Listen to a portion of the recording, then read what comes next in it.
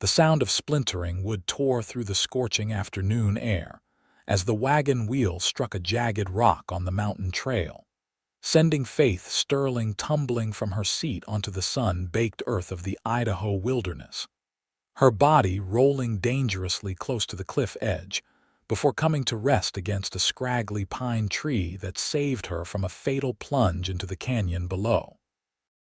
Pain exploded through her left ankle and shoulder as she gasped for breath. The wind knocked from her lungs. Above her, the wagon teetered precariously, her mare whinnying in terror as the broken wheel threatened to send the entire rig careening over the precipice. Faith tried to push herself up, but white-hot agony shot through her leg and she cried out, collapsing back onto the rocky ground. The summer sun of 1878 beat down mercilessly, and she could already feel sweat soaking through her dusty traveling dress. "Help!" she called out weakly, knowing the chances of anyone hearing her on this remote trail between Boise and the mining camps were slim to none. Her husband had taken this route 3 months ago, promising to send for her once he established their claim. That promise, like so many others, had dissolved into silence. When the letter finally came, it was not from Thomas but from a lawyer informing her that her husband had filed for divorce, taken up with a saloon woman, and wanted nothing more to do with his wife of 2 years. The humiliation had burned worse than any physical wound. Faith had sold everything they owned in Missouri, packed what remained of her dignity into that wagon, and started west anyway. She would not return home in shame. She would make a new life, with or without the man who had abandoned her. But now, lying broken on this mountainside, she wondered if pride would be her final undoing. The sound of hoofbeats made her heart leap. She tried to call out again, but her voice came out as barely a whisper. The rider came into view around the bend, a tall figure on a chestnut gelding, and Faith felt tears of relief sting her eyes.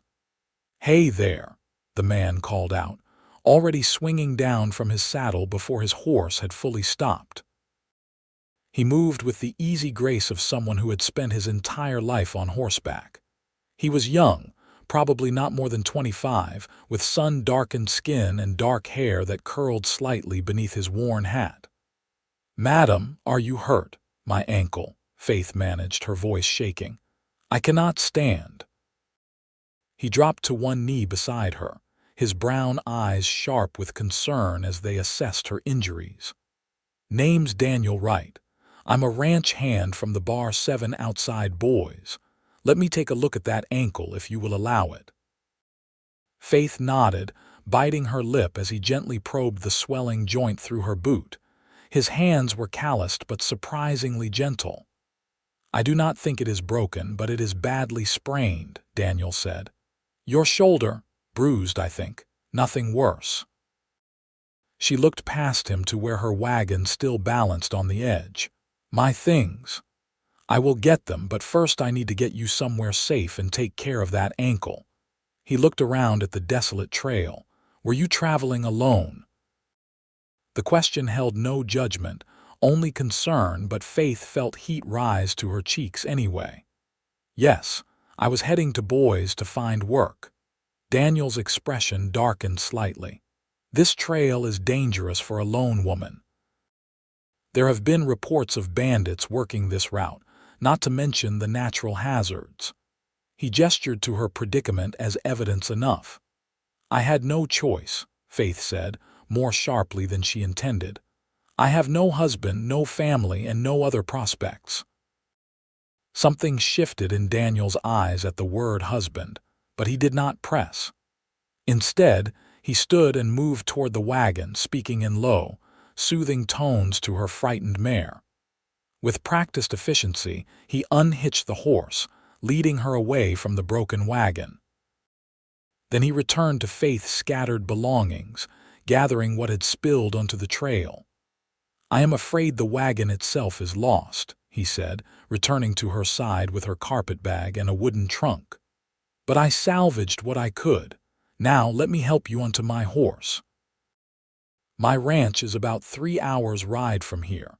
You can rest there while that ankle heals." Faith hesitated. She knew nothing about this man, and accepting his help meant putting herself entirely in his power. But the alternative was dying alone on this mountainside, and something in Daniel Wright's steady gaze made her want to trust him. "I do not want to be a burden," she said softly. Daniel's expression turned fierce. "You are not a burden. No one should be left alone and hurt on a trail like this. I will not leave you like—" He stopped himself, jaw tightening. "I will not leave you, that is my promise." The intensity in his voice surprised her, as if he was making a vow that went far deeper than simple courtesy. He extended his hand, and after a moment Faith took it. Getting her onto the horse proved difficult and painful. Daniel was patient, supporting her weight as she hopped on her good foot, then lifting her carefully into the saddle. He tied her belongings behind the cantle, then swung up behind her, his arms coming around to hold the reins. "Lean back against me," he instructed. "It will be easier on your ankle if you are not trying to balance alone." Faith had no choice but to comply, settling back against his solid chest. She could feel his heartbeat, steady and strong, and the warmth of his body seemed to seep into her aching muscles. As the horse began to move at a careful walk, she found herself relaxing despite her circumstances. "You said you have no husband," Daniel said after a while, his voice low near her ear. "Forgive me for asking, but are you widowed?" "Divorced," Faith said flatly. "Or soon to be. My husband went west 3 months ago to establish a mining claim. He wrote to inform me he had found a new woman and no longer wanted me as his wife." She felt Daniel's body tense behind her. What kind of man abandons his wife like that? The kind I was foolish enough to marry. Faith's voice cracked despite her attempt at composure. "I thought Thomas loved me. We had been married 2 years, but I suppose the promise of gold and a prettier face were more appealing than the vows he made." "The fault lies with him, not you," Daniel said firmly. "A man who breaks his word is no man at all. My father taught me that a promise is sacred, especially the promises we make to those we love. Your father sounds like a good man." He was. He died 4 years ago helping a neighbor rescue their children from a house fire. Went back in for the youngest and the roof collapsed. Daniel's voice was heavy with old grief. "My mother passed 2 years later. I think her heart just broke without him. They loved each other something fierce. I am sorry for your loss." "Thank you. They taught me what real love looks like, though. It is not the kind that runs when times get hard. It is the kind that stays, that fights, that honors its commitments no matter what." He paused. "That is why hearing about men like your husband makes my blood boil. You deserved better than that." Faith felt tears prick her eyes at his words. No one had said anything like that to her. Her family back home had been disappointed in her, as if the divorce was somehow her fault. Thomas's desertion had left her feeling worthless, unwanted. But this stranger spoke with such conviction that she almost believed him. They rode in comfortable silence for a while, the horse picking its way carefully along the mountain trail. The afternoon sun began its descent toward the western peaks, painting the sky in shades of gold and pink. Despite her pain and uncertainty, Faith found herself noticing the beauty of the landscape, the way the light caught on the pine trees and distant mountains. "What will you do in Boise?" Daniel asked eventually. "Find work, I suppose. I can sew well and I know how to keep books. Perhaps a shop or a hotel would hire me." Faith tried to sound confident, but she knew how difficult it would be for a woman alone, especially one with the stigma of divorce hanging over her. "The Bar 7 could use help," Daniel said carefully. "The owner, Mrs. Carson, is a widow who runs the ranch with her sons. She often hires women to help with cooking, cleaning, and mending for the ranch hands. The work is hard but honest, and she pays fairly. She would not judge you for your circumstances. You would recommend me to your employer. I would vouch for you, Daniel corrected. There is a difference. I do not make promises lightly, Miss Sterling, Faith Sterling. Miss Sterling, I know we have only just met, but I see a strong woman who was dealt a terrible hand by someone who did not deserve her. You were brave enough to come west alone, resourceful enough to make it this far. That speaks to your character. If you want the position, I will speak to Mrs. Carson on your behalf. Faith felt something warm unfurl in her chest, something that felt dangerously close to hope. Why are you being so kind to me? Daniel was quiet for a long moment. When he spoke, his voice was soft. Because everyone deserves kindness, especially when they have been treated cruelly by those who should have protected them, and because I meant what I said earlier. I will not leave you to face this alone. The Bar 7 ranch sprawled across a green valley between mountain ranges, with a creek running through the property and cattle dotting the hillsides. The main house was a sturdy log structure with a wide porch, and several outbuildings stood nearby, including a bunkhouse, barn, and cookhouse. As they rode into the yard, several men looked up from their work, curiosity plain on their weathered faces. Daniel helped Faith down carefully, then called out to a young boy near the barn. "Johnny, fetch Mrs. Carson, please. Tell her we have a guest who needs assistance." The boy ran off, and Daniel supported Faith's weight as she balanced on one foot. A woman emerged from the house moments later, wiping her hands on her apron. She was perhaps 50, with gray streaked brown hair pulled back severely and sharp blue eyes that missed nothing. "Daniel, what happened?" she asked, her gaze taking in Faith's disheveled appearance and injured state. "Found Miss Sterling on the mountain trail, madam. Her wagon wheel broke and she took a fall. Ankle is sprained badly and she has some bruising. She was traveling alone to Boys looking for work."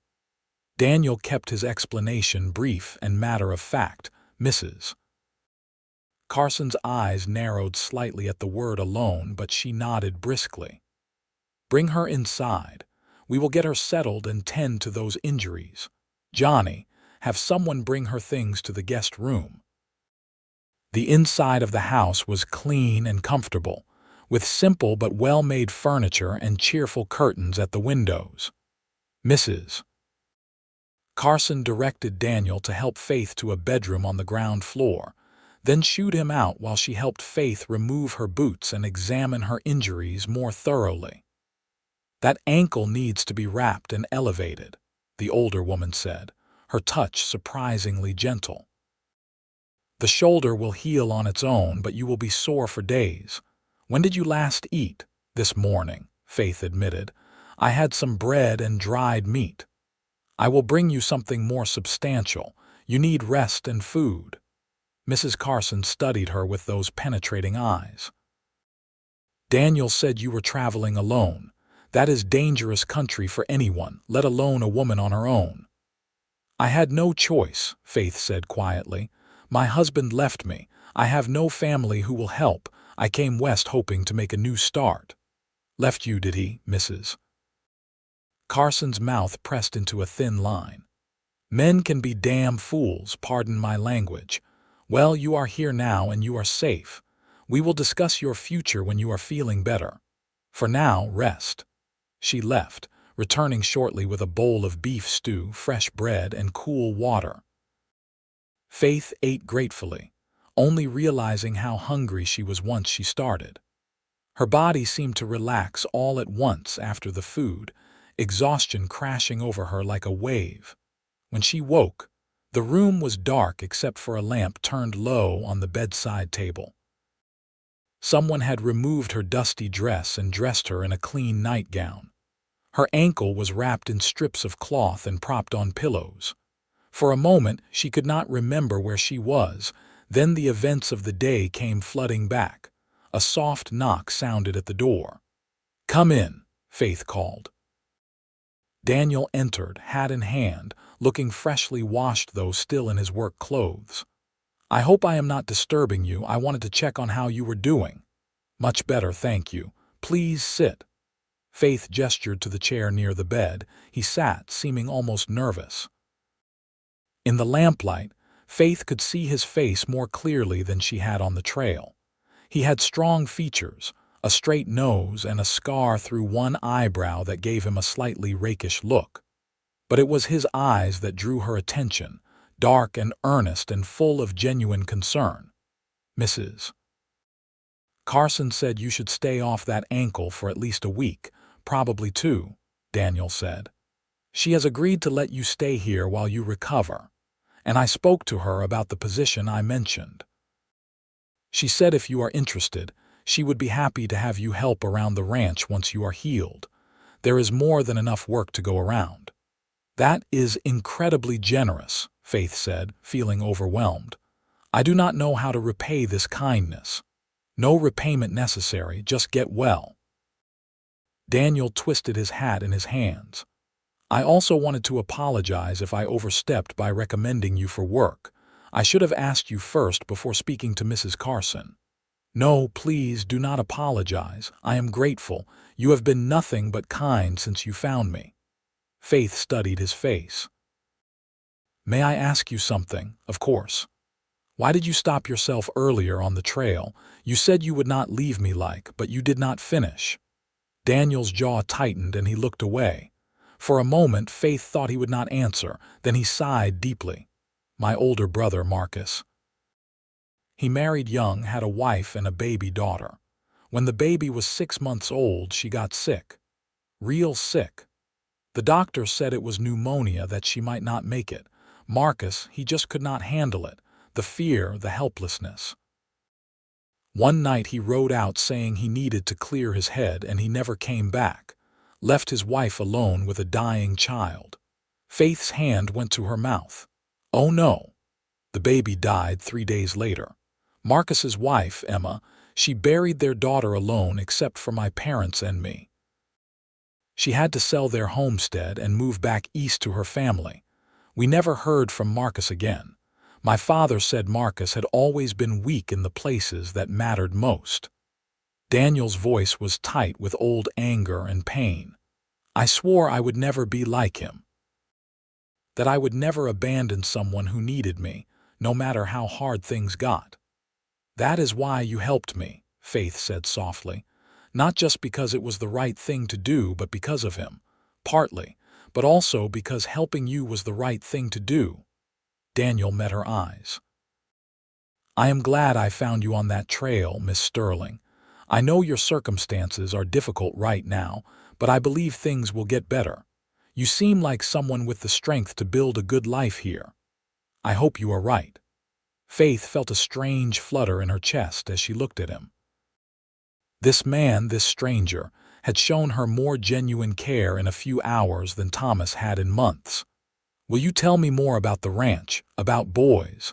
I know so little about this territory." Daniel smiled, and it transformed his whole face, making him look younger and more carefree. "I can do that."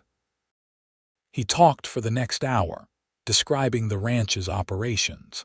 The town of Boys growing rapidly as more settlers arrived. The beauty of Idaho's mountains and rivers.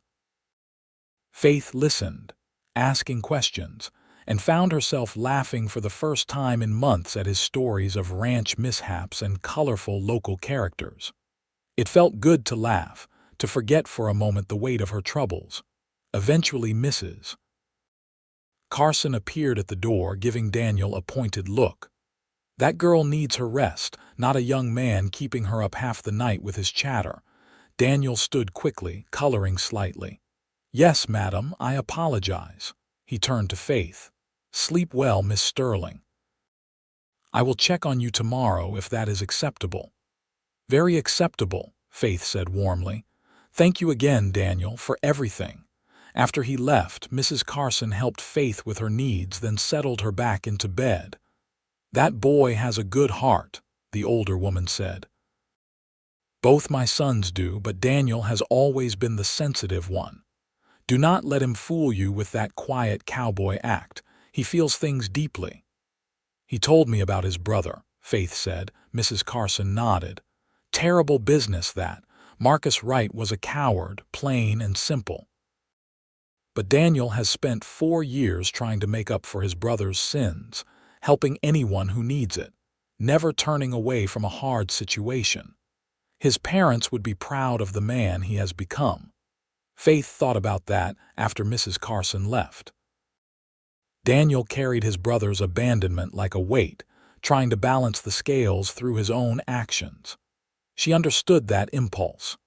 Was not she doing something similar, trying to prove she had value after Thomas had discarded her? The next 2 weeks passed in a strange, peaceful rhythm. Faith spent her days resting, reading books from Mrs. Carson's modest library, and helping with small tasks she could do while seated mending, shelling peas, folding laundry. Mrs. Carson proved to be excellent company, with a dry wit and endless stories about the ranch and the territory. Her 2 sons, Thomas Carson and James Carson, were friendly if somewhat reserved, clearly protective of their mother and curious about the stranger in their home. But it was Daniel whom Faith found herself watching for, listening for his step on the porch or his voice in the yard. He visited every evening after his work was done, bringing her wildflowers he found on the range, interesting rocks, once a bird's nest that had fallen from a tree. They talked about everything and nothing, sharing stories of their lives, their hopes, their fears. Faith learned that Daniel had been working at the Bar 7 for 3 years, that he was 24 years old, that he loved horses and had a gift for training them. He dreamed of having his own ranch someday, a small place where he could raise quality horses. He read poetry when he could get his hands on it, which surprised her until she realized it should not have. There was a gentleness to Daniel, a thoughtfulness that seemed at odds with the rough cowboy exterior, but was very much a part of who he was. Daniel learned that Faith was 22, that she had married at 19 believing herself in love, that she loved books and had once dreamed of being a teacher. She told him about her childhood in Missouri, her parents who had passed when she was young, the aunt who had raised her with stern duty but little warmth. She spoke about Thomas, how charming he had been at first, how that charm had gradually faded into neglect and criticism, until she barely recognized the man she had married. "He made me feel small," Faith admitted one evening, sitting on the porch with her foot still elevated. "Like I was never quite good enough, never quite what he wanted. When his letter came about the divorce, part of me was hurt, but another part was almost relieved. At least I did not have to keep trying and failing to be whatever it was he thought he wanted." "He was a fool," Daniel said fiercely. "You are smart and kind and brave. Any man would be lucky to have you in his life." Faith felt heat rise to her cheeks at the intensity in his voice. "You hardly know me. I know enough." Daniel leaned forward, his elbows on his knees. "I know you kept going even when you had every reason to give up. I know you are kind to everyone here, even when you are in pain. I know you have a quick mind and a good sense of humor. I know that when you smile, really smile, it lights up your whole face." Their eyes met, and Faith felt something shift between them, an acknowledgement of feelings that had been growing steadily since that first day on the trail. But before either could speak, Mrs. Carson appeared with lemonade, and the moment passed. After 3 weeks, Faith's ankle had healed enough for her to walk with only a slight limp. She began helping more substantially around the ranch, working alongside Mrs. Carson in the kitchen and garden, learning the rhythms of ranch life. She discovered she had a talent for baking, and the ranch hands began finding excuses to visit the main house whenever she made her cinnamon rolls or apple pie. She also discovered she was falling in love with Daniel Wright. It was not a sudden realization, but a gradual certainty, like watching the sun rise slowly over the mountains. The way her heart leaped when she heard his voice. The way she found herself watching for him throughout the day. The way his smile could lift her spirits no matter how tired she felt. The way their hands would brush accidentally and electricity would shoot through her entire body. She tried to be cautious. Her divorce was not yet final. She had promised herself she would not be foolish again, would not trust too quickly or give her heart too easily. But Daniel made it so difficult. He was everything Thomas had not been: constant, considerate, honest. When Daniel made a promise, he kept it. When he looked at her, she felt seen in a way she never had before.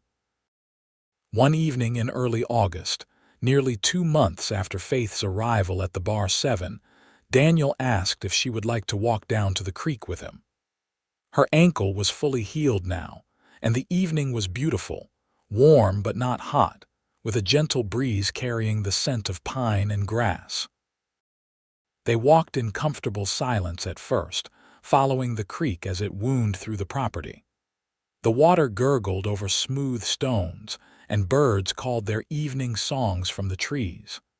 The sun was setting, painting the sky in brilliant shades of orange and purple. "I need to tell you something," Daniel said finally, stopping near a bend in the creek where willows provided shade and privacy. "I have been trying to find the right words for weeks now, but I am not sure there is a perfect way to say this." Faith's heart began to pound. "What is it?" Daniel turned to face her fully, taking her hands in his.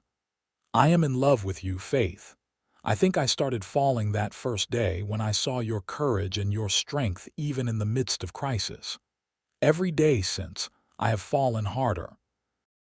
The way you laugh, the way you care for everyone around you, the way you keep going even when things are difficult.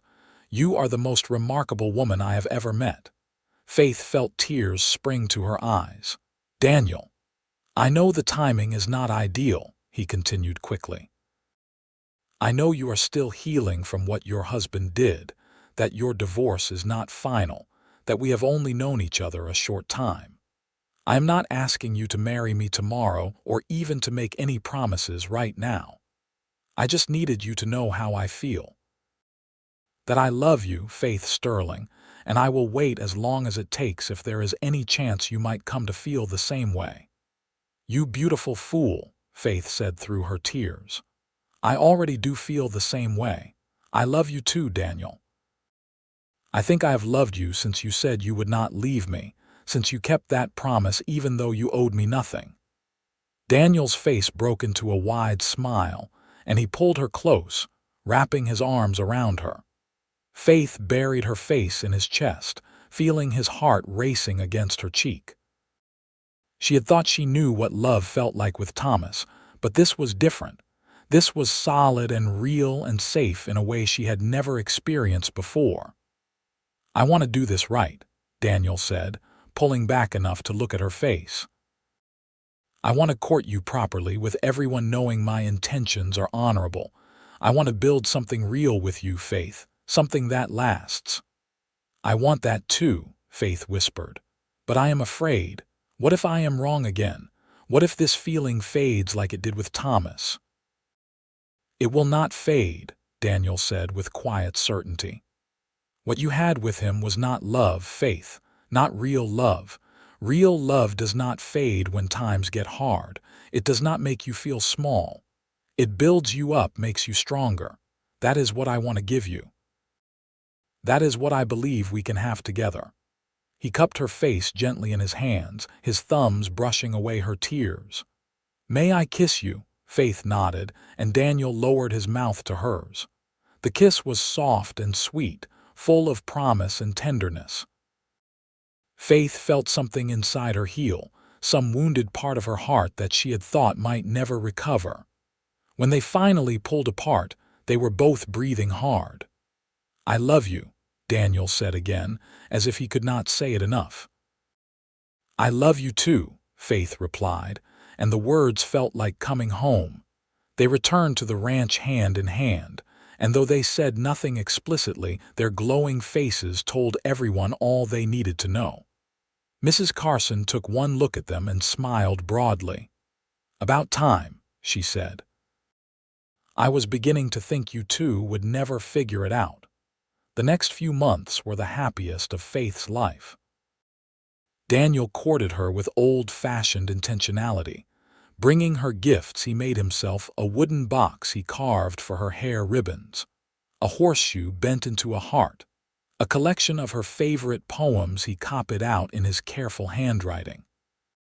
They spent every possible moment together, walking, talking, learning each other in deeper ways. Daniel took her to Boise several times, showing her the growing town, introducing her to the shopkeepers and families he knew. Faith felt herself becoming part of the community, making friends, building a life that was entirely her own. She continued working at the Bar 7, but Mrs. Carson began paying her wages, and Faith carefully saved every penny, determined to never again be financially dependent on a man. In November, Faith's divorce was finalized. The papers arrived from Missouri with no fanfare, just a legal ending to a marriage that had died long before. Faith thought she might feel something: sadness, anger, regret. Instead, she felt only relief and a sense of freedom. She was no longer Mrs. Thomas Sterling. She was simply Faith, and that was enough.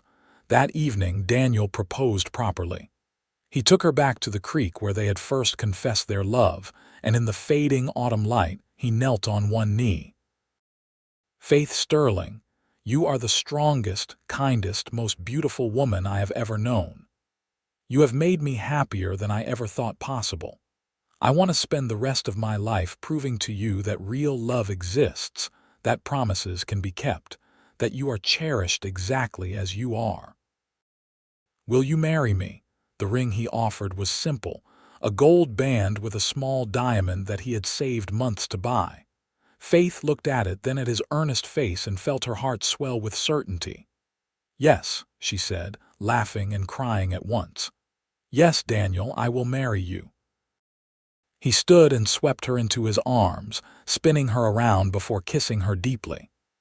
When they returned to the ranch with the news, there were cheers and congratulations, Mrs. Carson wiping away tears as she hugged them both. "Your parents would be so proud of you," she told Daniel. "They would love Faith." "I wish they could have met her," Daniel said, his arm around Faith's waist. "But I think somehow they know. I think they have been watching over me, guiding me to the right place at the right time to find her." They were married in December of 1878, in a small ceremony in Boise with Mrs. Carson and her sons, several ranch hands, and a few friends Faith had made in town. Faith wore a simple white dress she had sewn herself, with lace at the collar and cuffs. Daniel wore his best suit, looking handsome and slightly uncomfortable in the formal clothing. But when they stood before the minister and spoke their vows, all discomfort vanished. Daniel's voice was strong and clear as he promised to love Faith, honor her, and stay by her side through whatever life brought them. Faith's voice shook slightly with emotion as she promised the same, but she meant every word with her whole heart.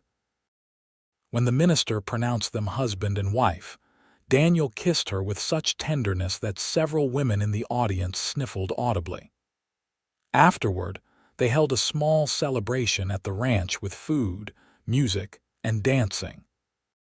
Faith laughed as Daniel spun her around the barn floor, neither of them particularly graceful but both of them joyful. That night, in the small cabin the ranch hands had helped Daniel build as a wedding present, they made love for the first time. Daniel was patient and gentle, mindful of Faith's past hurt, determined to show her how different this could be. Faith discovered that intimacy could be beautiful when it was with someone who truly loved and respected her. Afterward, they lay tangled together in the narrow bed, talking softly until they drifted into sleep. The first year of their marriage brought challenges as they learned to build a life together. Money was tight on a ranch hand's wages, even with Faith's earnings from helping Mrs. Carson. They had disagreements about small things, how to spend their limited funds, where to eventually build a permanent home, whether to get a dog. But they learned to talk through their conflicts, to listen to each other, to compromise. Faith discovered she was pregnant in the spring of 1879. She had been feeling tired and queasy for weeks before Mrs. Carson gently suggested she might be with child. The realization brought a complicated mix of emotions. Faith wanted children, but the memory of Daniel's story about his brother's abandonment haunted her. What if something went wrong? What if the baby got sick? She shared her fears with Daniel one night as they lay together in their cabin. He held her close, stroking her hair. "I am frightened too," he admitted. "I would be lying if I said I was not, but we will face whatever comes together, Faith. I promise you that. I will never run from this, from you, from our child. That is my vow." "I believe you," Faith said, and she did. Daniel had proven himself over and over. He was not his brother. He was not Thomas. He was the man she loved, and he would keep his word. The pregnancy was difficult. Faith suffered from terrible morning sickness that lasted well into her second trimester. She continued working as much as she could, but there were days when she could barely leave the cabin. Daniel was endlessly patient, bringing her cool water, rubbing her back, sitting with her when she felt too ill to sleep. In the late summer, when Faith was heavy with child and uncomfortable in the heat, Daniel came home with news. "Mr. Henderson is selling his property east of here," he said, his eyes bright with excitement. 20 acres with a creek, good grazing land, a small house that needs work. It is a fair price, and with what we have saved plus a loan, we could buy it. We could start our own place, Faith. Raise horses like I have always wanted. Faith felt a surge of excitement. Could we really afford it? It would be tight for a while. We would have to be careful, but yes, I think we could if you want to.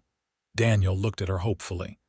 It would be ours, Faith, our home, our land, our future. "I want it," Faith said immediately. "I want to build something with you, Daniel, something that belongs to just us."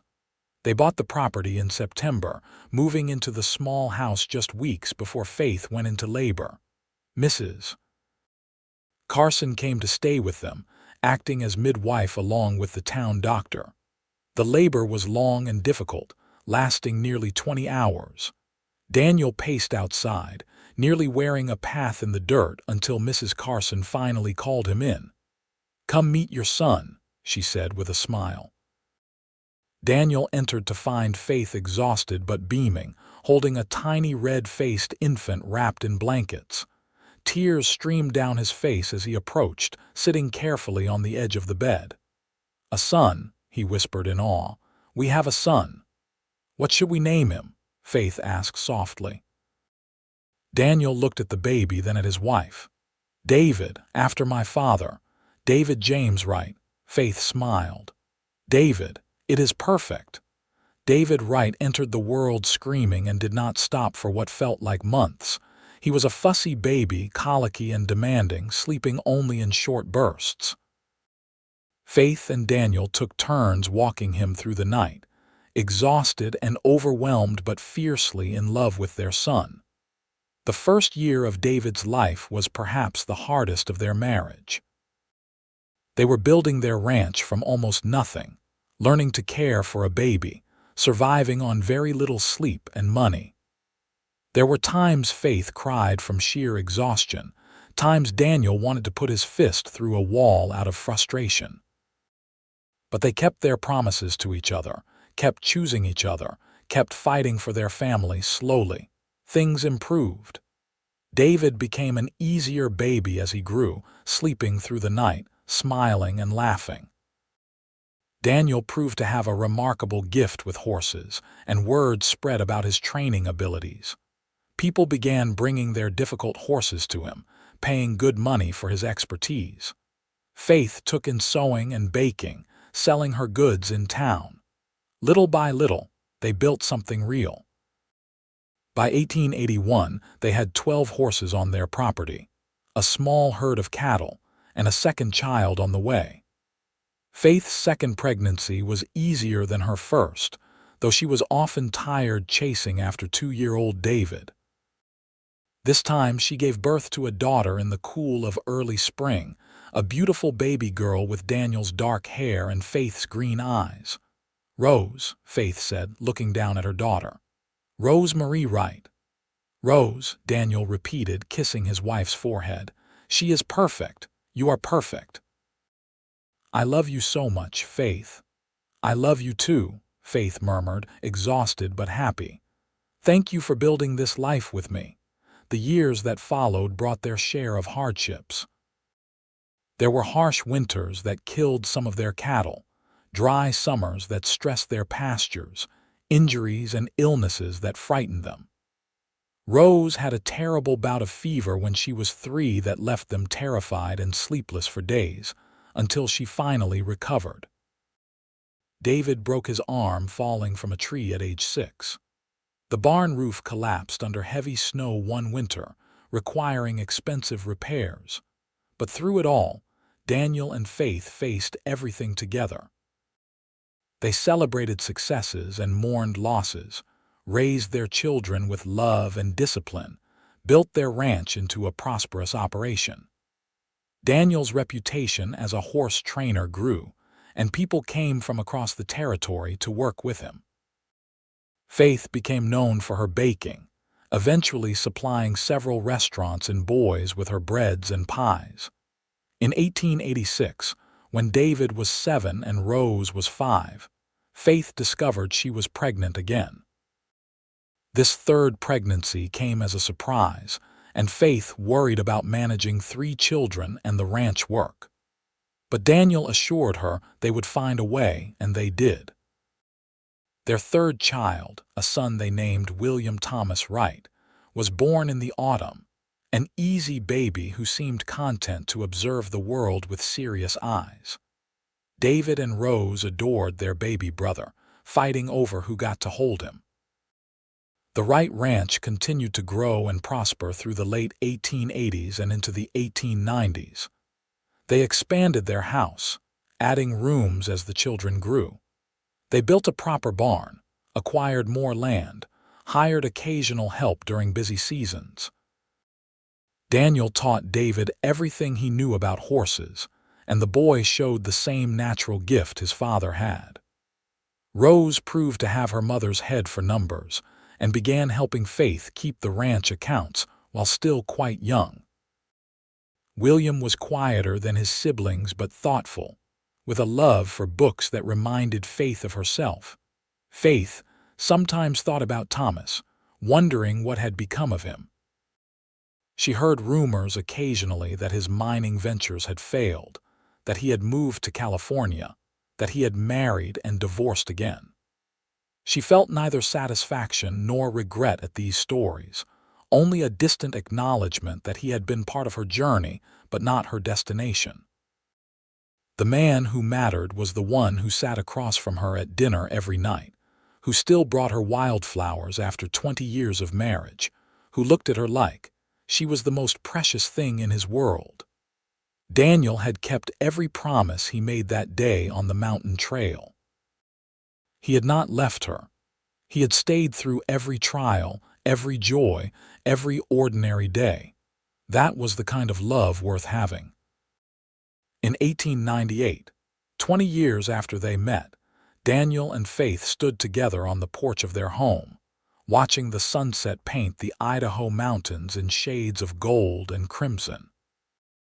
Their children were grown now, David at 19 working the ranch alongside his father, Rose at 17 preparing to marry a young rancher from a neighboring property, and William at 12 already taller than his mother and showing signs of his father's quiet strength. "Do you remember the day we met?" Daniel asked, his arm around Faith's waist. "Every detail," Faith said, leaning into him. "I remember thinking I was going to die on that mountainside. Then you appeared like an answer to a prayer I had not even spoken. I remember seeing you there, hurt and alone, and feeling something shift inside me, like I knew even then that you were going to change my life." Daniel kissed the top of her head. "Best day of my life finding you, even better than our wedding day." "That is the second best day," Daniel said with a smile. "And the days our children were born. But finding you on that trail, that was the day everything started. That was the day I found my future." Faith turned in his arms to face him, looking up at the man she loved. His face was lined now, weathered by years of outdoor work, his hair showing threads of silver. But his eyes were the same, warm and steady and full of love. "I never thanked you properly," she said softly, "for keeping your promise, for not leaving me like he did, for building this beautiful life with me." "You never needed to thank me," Daniel said. "Loving you, staying with you, that has never been a sacrifice, Faith. It has been the greatest privilege of my life. You are my home, my heart, my everything." They kissed as the sun sank below the mountains, the same mountains where they had met 2 decades before. From inside the house, they could hear their children laughing, the sounds of dinner being prepared, the comfortable noise of a family going about their evening. This was what they had built together, not just a ranch, not just financial security, but a life filled with love and purpose and belonging.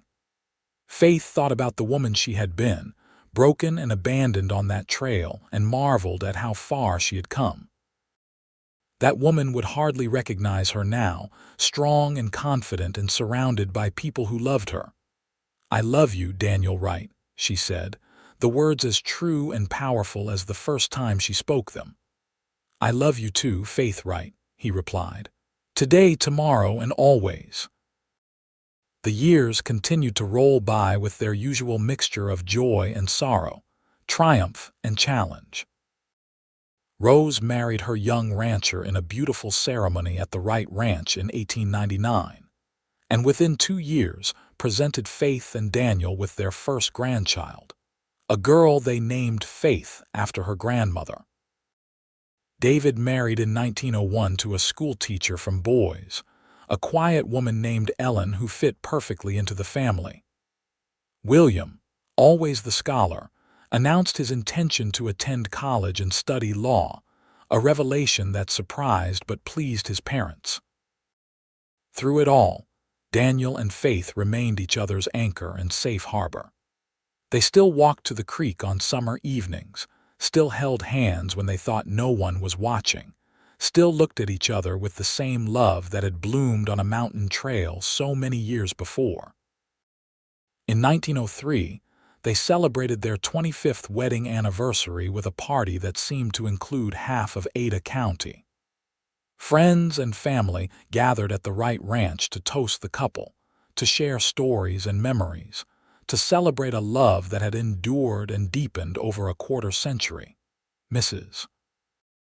Carson, now well into her 70s but still sharp as ever, stood to give a toast. "I remember the day Daniel brought Faith to the bar 7, she said, her voice carrying across the crowd. "She was hurt and frightened, and he looked at her like she was the most important person in the world. I knew then that something special was beginning. These two have shown us all what real love looks like. Not the easy love of romance novels, but the hard, beautiful work of choosing each other every single day. To Daniel and Faith, may they have many more years together. To Daniel and Faith." The crowd echoed, raising their glasses. Later that night, alone in their bedroom, Daniel gave Faith a gift, a leather-bound journal filled with his writing. She opened it to find page after page of his thoughts, memories of their life together, love letters he had written but never sent, poems he had composed in the quiet hours of the morning. "I wanted you to have a record," Daniel said, looking almost shy, "of how much you have meant to me. Every day we have shared, every moment of joy and difficulty, all of it has been precious. I wanted you to know that, to have something you could hold and read when I am gone." "When you are gone," Faith looked up sharply. "Are you ill?" Is something wrong? No, no, Daniel hastened to assure her. I am healthy as a horse, the doctor says. But we are not young anymore, Faith. Someday one of us will leave first, and I just wanted to make sure you knew, that you understood how completely and utterly I have loved you. Faith felt tears sting her eyes as she clutched the journal to her chest. I know, she whispered. I have always known, and I love you just as much, more than I ever thought possible. They made love that night with the tenderness of long familiarity, each touch a conversation, each kiss a promise renewed. Afterward, Faith lay with her head on Daniel's chest, listening to the steady beat of his heart, and thought about how far they had come from those two broken people who met on a mountain trail. The next decade brought changes as children married and moved to start their own families, as grandchildren were born and grew, as the world itself changed with new technologies and new ways of thinking. The Wright Ranch adapted and evolved, always under Daniel's steady guidance and Faith's sharp business sense. In 1910, at the age of 56, Daniel took a fall from a particularly spirited horse he was training. The fall itself was not severe, but something inside him was damaged. He recovered enough to walk and work again, but he was never quite the same, often short of breath, tiring easily. Faith fretted and worried, making him rest more, insisting he see doctors who could offer little help. I am getting old, love, Daniel told her gently. It happens to all of us. Not to you, Faith said fiercely. You are going to be here with me for a long time yet. Daniel smiled and pulled her close, but they both knew the truth. Their time together, however long it had been, would eventually end. In 1913, on a warm spring evening very much like the one when they had first confessed their love, Daniel and Faith walked to the creek together. He moved slower now, leaning slightly on her arm, but they made it to their special spot beneath the willows. You remember what I told you here? Daniel asked, sitting carefully on the bank. You told me you loved me, Faith said, settling beside him. You told me you would wait as long as it took if I might come to feel the same. Best decision I ever made, loving you. Daniel looked at her with such tenderness that Faith felt her breath catch. I want you to know something, Faith. When my time comes, whenever that is, I will have no regrets. You gave me everything I ever wanted: love, family, purpose, joy. You made my life complete. Stop talking like that, Faith said, but her voice shook. You are not going anywhere. Someday I will, Daniel said gently. We both will, but not today. Today we are here together, and that is enough. They sat by the creek until darkness fell, holding hands, listening to the water, storing up memories against whatever future awaited them. Daniel lived another 5 years, long enough to see David take over the main operations of the ranch, long enough to meet 8 grandchildren and 2 great-grandchildren, long enough to celebrate 50 years of marriage to the woman he loved. In August of 1918, he passed away peacefully in his sleep, Faith beside him in the bed they had shared for 4 decades. The funeral was enormous, with people coming from across Idaho to pay their respects to a man who had been known for his integrity, his skill with horses, and his unwavering devotion to his family. Faith stood straight and dry-eyed through the service, accepting condolences with grace, but inside she felt shattered. That night, alone in the house that felt too large and too empty, she opened the journal Daniel had given her 15 years before. She read his words, his declarations of love, his memories of their life together, and wept. But as she read, she also felt his presence, almost as if he was sitting beside her. She remembered his promise on that mountain trail so long ago, I will not leave you. And she realized that even in death, he had not. He lived on in their children and grandchildren, in the ranch they had built together, in the community they had been part of. He lived on in her heart, in every memory, in the way he had shaped her into the woman she had become. Faith Wright lived another 12 years after her husband's death. She remained active in the ranch operations until her health began to fail, offering guidance to David and his children, watching her family grow and prosper. She saw her grandchildren marry and have children of their own, carrying the Wright name into a new generation. She never remarried. When people asked why, she said simply, "I had the great love of my life. I do not need another." In the spring of 1930, at the age of 74, Faith passed away quietly in her sleep. She was buried beside Daniel on a hillside overlooking the ranch they had built together, under a sky that stretched wide and blue over the Idaho mountains. At her funeral, her eldest grandchild read from Daniel's journal the words he had written about finding faith on that mountain trail. "I saw a woman who had been dealt a terrible hand but refused to give up. I saw strength and courage and beauty. I saw my future, though I did not know it yet. That day, I made a promise that I would not leave her to face her struggles alone. It was the easiest promise I ever made to keep, because loving Faith has been the greatest adventure of my life."